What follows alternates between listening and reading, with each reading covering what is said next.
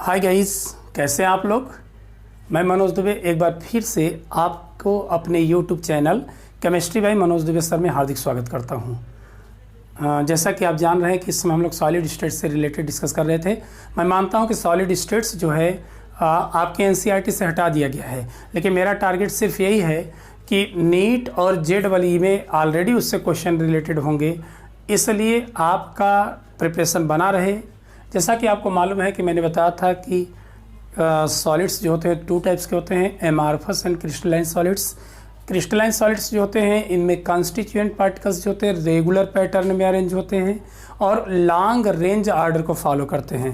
But वहीं पर अगर एमार्फस सॉलिड्स की बात करें तो एमार्फस सॉलिड्स में क्या होता है, कॉन्स्टिट्यूएंट पार्टिकल्स जो होते हैं SRO यानी शॉर्ट रेंज आर्डर में अरेंज होंगे और इररेगुलर के फॉर्म में अरेंज होते हैं। ठीक है, तो चलिए आज हम लोग क्रिस्टलाइन सॉलिड्स का क्लासिफिकेशन देखते हैं।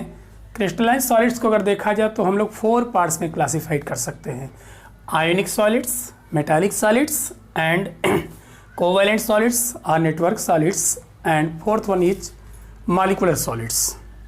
ओके, तो पहला मैं पॉइंट लेता हूँ आयोनिक सॉलिड्स।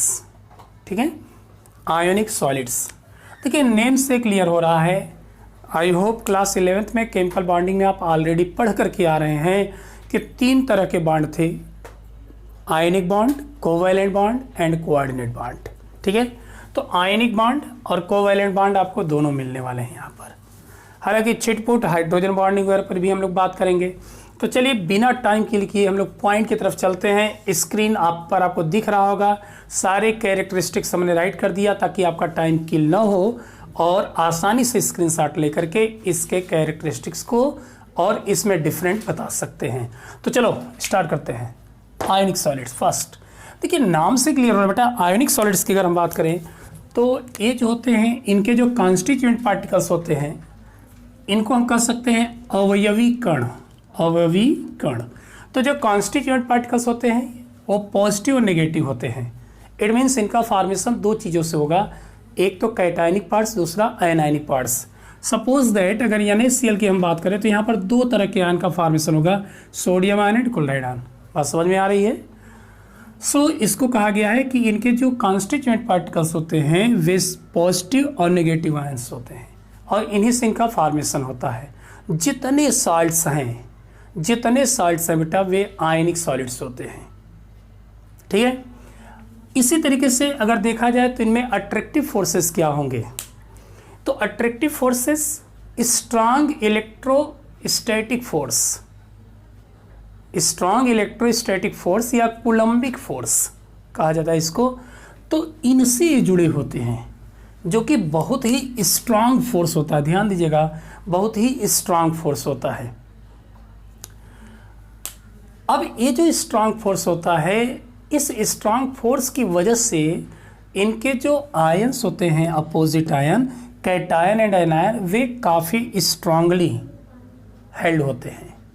ठीक है, तो आयनिक सॉलिड्स को क्या कर सकते हैं कि ionic solids constituent particles are positive and negative ions and their positive negative ions are held together strong electrostatic force और कूलम्बिक फोर्स। ओके, ये बहुत ही स्ट्रांग फोर्स होता है। साथ ही साथ इनके हमने फिजिकल प्रॉपर्टीज़, आप चाहें तो 2 कॉलम यहाँ बना सकते हैं, फिजिकल प्रॉपर्टीज अलग कर देंगे एंड इलेक्ट्रिकल कंडक्टिविटी, लेकिन दोनों को हमने एक जगह लिया है। तो यहाँ पर उनके भौतिक गुण और जो वैद्युत चालकता की बात की जाएगी उनको देखा जाए तो देखिए ये हार्ड होते हैं, काफ़ी हार्ड होंगे बट ब्रिटल होते हैं। ब्रिटल मीन्स हो जाता है कि चटकने का गुण होता है। अगर थोड़ा सा भी इनको पीटा जाए या हल्का सा प्रेशर देंगे तो ये चटक जाते हैं। हार्ड एंड ब्रिटल होते हैं and it's melting points is high melting points क्यों होंगे उसका रीजन समझ चुके होंगे, क्योंकि इनके जो मॉलिक्यूल्स होते हैं वो परस्पर विपरीत आयनों से जुड़े होते हैं, एक इलेक्ट्रोस्टैटिक फोर्स से जुड़े होते हैं जो कि बहुत ही स्ट्रांग फोर्स होता है और उसको ब्रेक करने के लिए हमें अधिक एनर्जी देनी पड़ती है। So it's melting points and boiling points is high. Class 11th में भी पढ़े हैं आप। इंसुलेटर इन सॉलिड स्टेट्स, बड़ा इंपॉर्टेंट पॉइंट है। ये जो होते हैं इस प्रकार के सॉलिड स्टेट्स में इंसुलेटर होते हैं, बट इन मॉल्टेन स्टेट्स और in aqueous solution it is good conductor of electricity. बात समझ में आ रही है? तो देखिए ऐसा क्यों करता है, सिंपल सी बात है बेटा कि जब सॉलिड फॉर्म में होगा तो NaCl जो होते हैं, NaCl जो होगा, इनके जो मॉलिक्यूल्स होते हैं सोडियम क्लोराइड के, ये ऑलरेडी न्यूट्रल होते हैं। न्यूट्रल क्यों होंगे? क्योंकि यहाँ पॉजिटिव और नेगेटिव आयन का फॉर्मेशन हो गया। जब ये न्यूट्रल हैं तो इलेक्ट्रिसिटी फ्लो नहीं कर सकते, लेकिन जब इनको हम मेल्ट करते हैं या वाटर में डिजॉल्व करेंगे तो it is break into 2 parts, sodium ion and chloride ion. ऐसे ही मैग्नीशियम क्लोराइड होगा तो मैग्नीशियम आयन क्लोराइड आयन, तो ये अपने आयन में ब्रेक हो जाते हैं और यही जो आयन्स होते हैं these are conductor of electricity. यही इलेक्ट्रिसिटी के कंडक्टर की तरह बिहेव करते हैं। यही रीज़न है कि जितने भी आयनिक सॉलिड्स होते हैं वे ठोस अवस्था में विद्युत के कुचालक होते हैं, इंसुलेटर होते हैं, बट मॉल्टेन स्टेट्स यानी उनको पिघला दिया जाए गलित अवस्था में या फिर एक्वस सॉल्यूशन में, वे गुड कंडक्टर ऑफ इलेक्ट्रिसिटी की तरह बिहेव करते हैं, क्योंकि उनके आयंस ब्रेक हो जाते हैं और ब्रेक होकर के वो खुद कंडक्टर की तरह बिहेव करते हैं। ठीक है, साथ ही साथ आपने देख लिया ये सारे कैरेक्टरिस्टिक्स। बहुत इंपॉर्टेंट पॉइंट है, ध्यान दीजिएगा, इंसुलेटर एंड बहुत इंपॉर्टेंट पॉइंट है। अब इनके थोड़े से एग्जाम्पल देख लिया जाए तो sodium chloride, magnesium sulphate, zinc chloride, zinc sulphate, है ना, तमाम मैंने बता दिया जितने साल्ट हैं वे साल्ट इसी तरह के कैरेक्टरिस्टिक को शो करते हैं, क्योंकि वे अपने आयन में ब्रेक हो जाएंगे। ठीक है, तो आयनिक सॉलिड्स आई होप आप समझ लिए होंगे। And second one is metallic solids, धात्विक ठोस, हिंदी में भी इसको कह सकते हैं आप धात्विक ठोस। बेटा नाम से क्लियर हो रहा है, यहाँ पर आप देख रहे हैं कि इनमें अगर देखा जाए तो इनका फॉर्मेशन जो होता है वो 2 चीज़ों से होता है। एक तो फ्री इलेक्ट्रॉन होते हैं, फ्री इलेक्ट्रॉन, और दूसरा पॉजिटिव आयन होता है। मेटल का पॉजिटिव आयन होता है फ्री इलेक्ट्रॉन्स। जो इनके पॉजिटिव आयंस होते हैं, पॉजिटिव आयंस, इनके लिए एक टर्म हम लोग यूज़ करते हैं कर्नेल्स। ध्यान दीजिएगा, कर्नेल्स। तो इनके जो पॉजिटिव आयंस होते हैं कर्नेल्स कहलाते हैं। और दूसरा किन से फॉर्मेशन होगा? इलेक्ट्रॉन से। यानी अगर सोडियम मेटल्स है तो सोडियम मेटल में आप देखेंगे तो सोडियम के फॉर्म में नहीं होता, उनमें होते क्या है, सोडियम के लैटिस में तो होंगे ही सोडियम आयन, प्लस उसके इलेक्ट्रॉन भी फ्री इलेक्ट्रॉन पाए जाते हैं, जिसको कहते हैं सी ऑफ इलेक्ट्रॉन।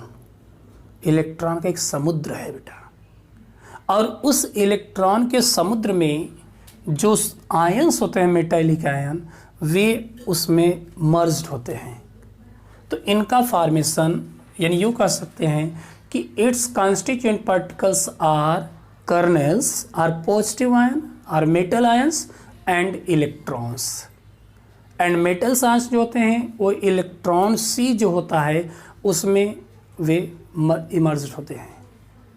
साथ ही ये जो फ्री इलेक्ट्रॉन्स होते हैं, इसी फ्री इलेक्ट्रॉन की वजह से ये इलेक्ट्रिसिटी और हीट दोनों के गुड कंडक्टर्स होते हैं। बस समझ में आ रही है, गुड कंडक्टर होते हैं। तो कुल मिलाकर के इनके कॉन्स्टिट्यूएंट पार्टिकल्स आपने देखा। एंड नाउ अट्रैक्टिव फोर्स की अगर हम बात करें तो इनके बिटवीन अट्रैक्टिव फोर्स कौन सा होता है? मेटालिक बॉन्ड पाया जाता है। मेटालिक बॉन्ड से अटैच होते हैं, यानी एक स्पेशल प्रकार का बॉन्ड होता है जो एक दूसरे को हेल्ड किया रहता है, उसको हम लोग कहते हैं मेटालिक बॉन्ड। ये भी एक स्ट्रॉन्ग फोर्स के रूप में जाना जाता है। और स्पेशली ध्यान दीजिएगा, स्पेशली यह मेटल पर ही अप्लाई होता है, मेटल के लिए ही हम लोग इसका यूज़ करते हैं। अब देखिए इनके फिजिकल प्रॉपर्टीज़ देखे जाए तो ये हार्ड होते हैं भाई, मेटल आप देख ही रहे हैं काफ़ी हार्ड होते हैं, और मैलिएबल होते हैं। मैलिएबल मीन्स होता है लचीलापन, यानी उनको क्या कर सकते हैं, हल्का सा अगर देखें गोल्ड है, सिल्वर है, ये सब है तो थोड़े से लचीलापन होते हैं, और उसी लचीलापन की वजह से, मैलिएबल नेचर की वजह से फ्लेक्सिबिलिटी इनमें होती है। एंड डक्टाइल, डक्टाइल मीन्स इनमें तन्यता, हिंदी में इसको बोलते हैं तन्यता, यानी उसको तान करके खींच करके लंबे वायर बनाए जा सकते हैं।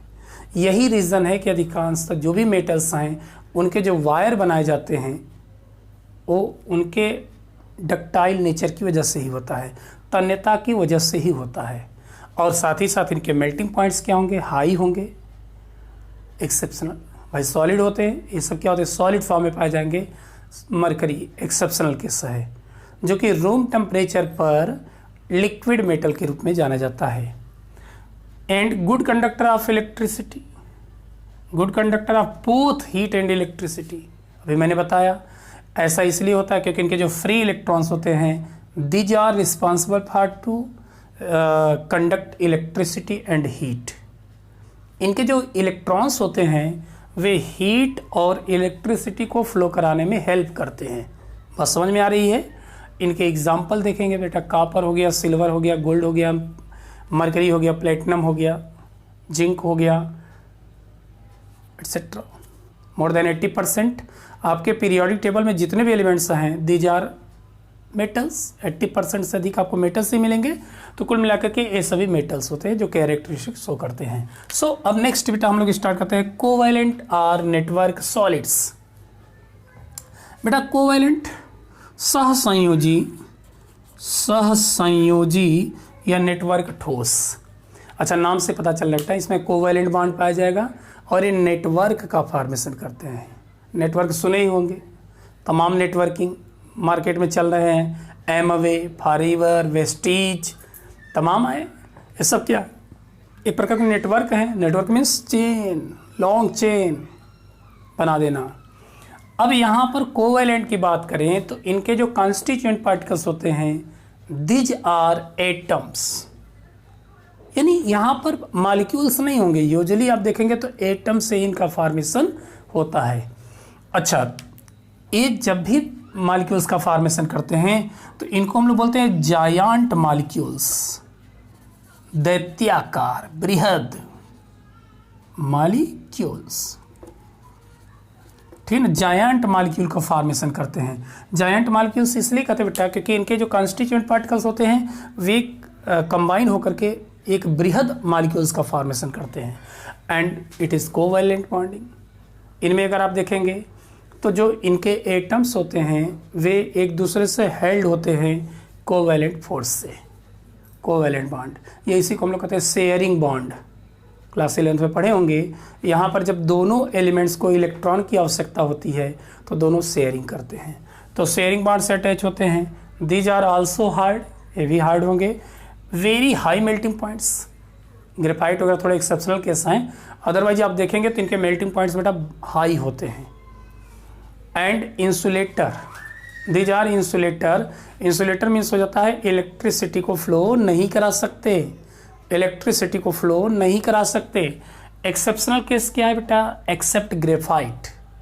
ग्रेफाइट जो होता है वो एक तरीके से देखा जाए तो इलेक्ट्रिसिटी का गुड कंडक्टर है।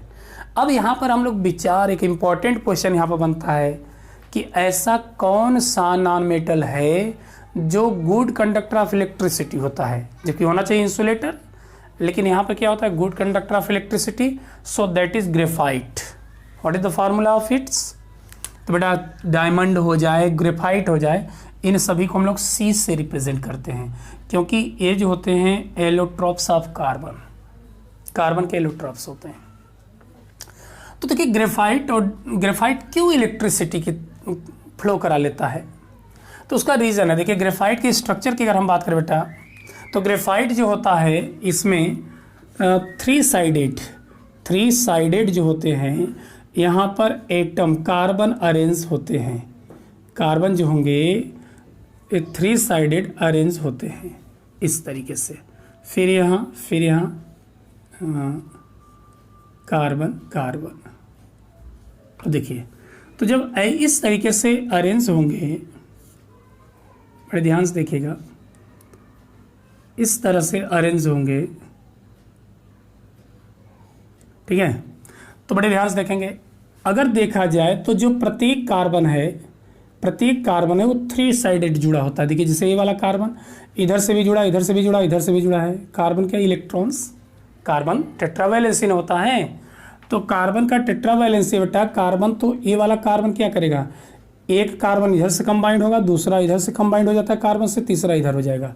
लेकिन 4th इलेक्ट्रॉन्स ध्यान दीजिए यहाँ पर 3 तरफ से बेटा जुड़ा होगा, एक इधर एक इधर एक इधर। तो जब 3 से जुड़ गया तो चौथा इलेक्ट्रॉन क्या होता है, फ्री होता है। और यही जो इलेक्ट्रॉन फ्री होता है यही इलेक्ट्रिसिटी को फ्लो कराता है। क्योंकि आप जानते हैं कि इलेक्ट्रॉन जो होता है एक कंडक्टर की तरह बिहेव करता है, और कंडक्टर की तरह बिहेव करता है और यही इलेक्ट्रिसिटी को फ्लो कराने में हेल्प करता है। ठीक है, तो ये हो जाएंगे। यहाँ पर एग्जांपल देखेंगे तो diamond, graphite, aluminium nitride, quartz, silica जिसको बोलते हैं SiO2, silicon carbide SiC also, SiC जिसको हम लोग कहते हैं सिंथेटिक डायमंड। तो आई होप आपको सारी चीज़ें समझ में आ गई होंगी। फटाफट स्क्रीनशॉट लें, फिर हम 4th पॉइंट लेते हैं, टेक स्क्रीनशॉट। और 4th one is molecular solid, जिसको हम कहते हैं आणविक ठोस। देखिए इनका नेम से ही क्लियर हो रहा है, इनका फॉर्मेशन मॉलिक्यूल्स से होता है। ठीक है, मॉलिक्यूल्स और कुछ एटम्स पार्टिसिपेट करते हैं। तो देखिए इनको और अधिक ब्रीफली स्टडी करने के लिए हम लोगों ने क्या किया, 3 पार्ट्स में क्लासिफाइड कर दिया। May be non polar molecular solids हो सकता है, पोलर मॉलिक्यूलर सॉलिड्स हो सकता है, polar molecular solids and hydrogen bonded solid हो सकते हैं। ठीक है ना, तो उनको और अधिक क्लियर करने के लिए 3 पार्ट्स में क्लासिफाइड कर दिया गया है। देखिए पहला नॉन पोलर मॉलिक्यूलर सॉलिड्स की अगर हम बात करें तो इनके लिए जो कॉन्स्टिट्यूएंट पार्टिकल्स होते हैं वे होते हैं non polar molecules are atoms of the noble gases. यानी कि इनके जो कॉन्स्टिट्यूएंट पार्टिकल्स होंगे या तो नॉन पोलर मॉलिक्यूल्स होंगे। ठीक है ना, अब पोलर और नॉन पोलर मॉलिक्यूल्स क्या होते हैं ये आप केमिकल बॉन्डिंग में पढ़े होंगे क्लास 11th में। कोवैलेंट बॉन्ड के पार्ट्स में आया था polar covalent compounds and non polar covalent compounds या मॉलिक्यूल्स, तो आप पढ़े होंगे। तो स्पेशली इनमें नॉन पोलर मॉलिक्यूल्स आ सकते हैं, या नॉन पोलर कंडीशन में कौन आ जाएंगे, atoms of noble gases. Noble gases means 18th group के elements such as helium, neon, argon, krypton, xenon, radon, ये सब जो होते हैं स्पेशली आ जाते हैं। अब नॉन पोलर में कौन आ जाएंगे मॉलिक्यूल्स, जैसे आइसोएटॉमिक molecules N2, Cl2, Br2, O2, I2, जहाँ सेम टाइप के एलिमेंट्स होते हैं उनको नॉन पोलर में हम कंसिडर कर लेते हैं। इसलिए कि आप जानते हैं कि जो उनके शेयरिंग इलेक्ट्रॉन्स होते हैं वो ठीक बीच में होते हैं, वो किसी भी की तरफ अट्रैक्ट नहीं होते हैं, सो वहाँ पोल का फॉर्मेशन नहीं होता है। लेकिन पोलर की अगर हम बात करेंगे तो वहाँ पर 2 पोल के फॉर्मेशन हो जाते हैं। इनमें स्पेशल फोर्स पाया जाता है, इसके फोर्स का नाम जो होता है वो होता है डिस्पर्सन फोर्स और लंडन फोर्स। स्पेशली हम बता दें बेटा कि इनके जो कॉन्स्टिट्यूएंट पार्टिकल्स होते हैं, अवयवी कण होते हैं, वे एक दूसरे से लंडन फोर्स से अटैच होते हैं, उसी को डिस्पर्सन फोर्स कहा जाता है।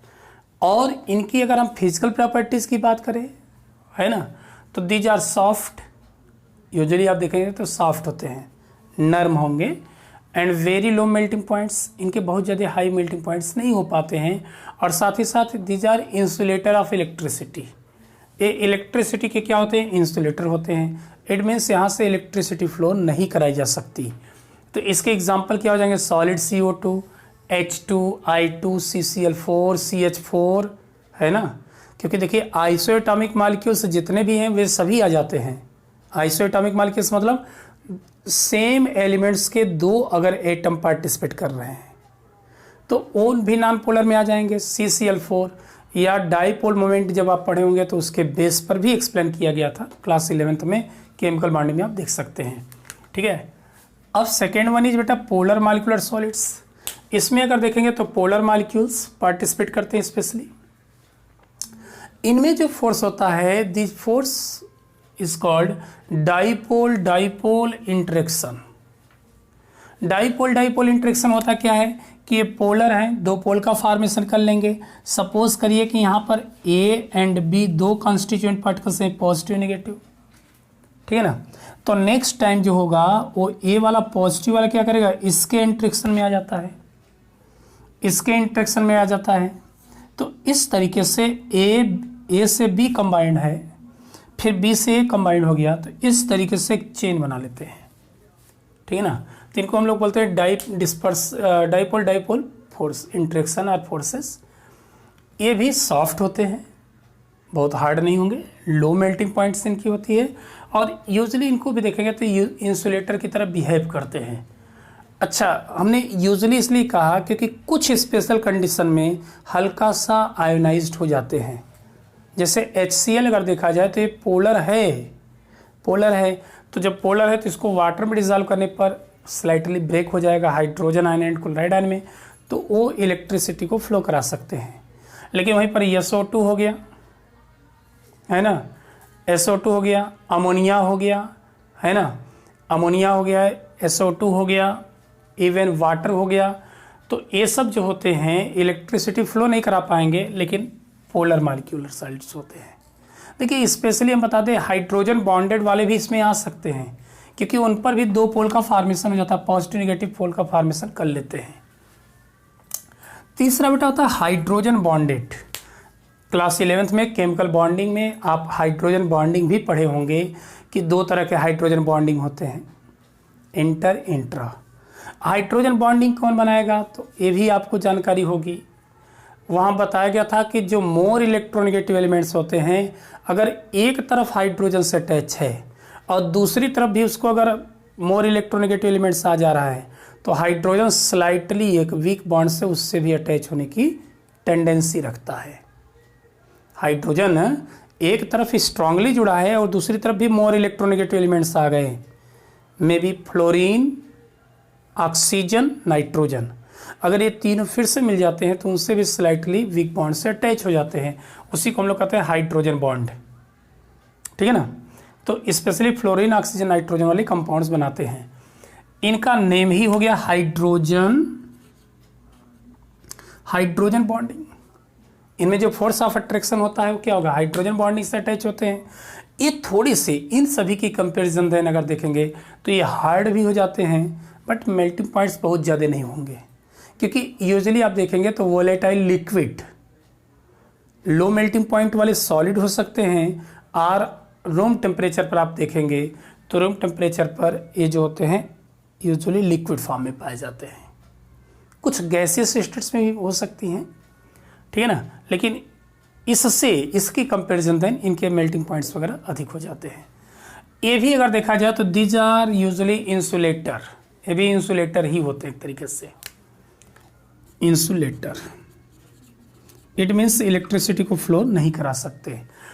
Example H2O, ammonia and hydrogen fluoride etcetera. अब देखो ये कैसे बनता है बेटा, अगर देखा जाए कैसे फॉर्मेशन करते हैं, तो आप क्लास 11th में पढ़े हो, यहाँ हाइड्रोजन हो गया, इधर भी हाइड्रोजन हो गया, फिर ज्यों ही नेक्स्ट वाटर मॉलिक्यूल्स आएगा हाइड्रोजन एंड हाइड्रोजन। तो ये जो हाइड्रोजन है इधर तो स्ट्रांगली बॉन्ड से अटैच है और इधर भी स्लाइटली हाइड्रोजन बॉन्ड से अटैच हो जाता है, ठीक है ना। इसी तरीके से हाइड्रोजन फ्लोराइड की अगर हम बात करें तो हाइड्रोजन फ्लोराइड में क्या होगा, HF। अब यहाँ पर हाइड्रोजन जो होता है मोर इलेक्ट्रोनेगेटिव एलिमेंट से अटैच है, और इधर क्या है बेटा, इधर भी मोर इलेक्ट्रोनेगेटिव एलिमेंट्स हैं, तो करेगा क्या, इधर तो स्ट्रांगली अटैच होगा और इधर वीक फोर्स से अटैच हो जाता है, इधर वीक फोर्स से अटैच हो जाता है।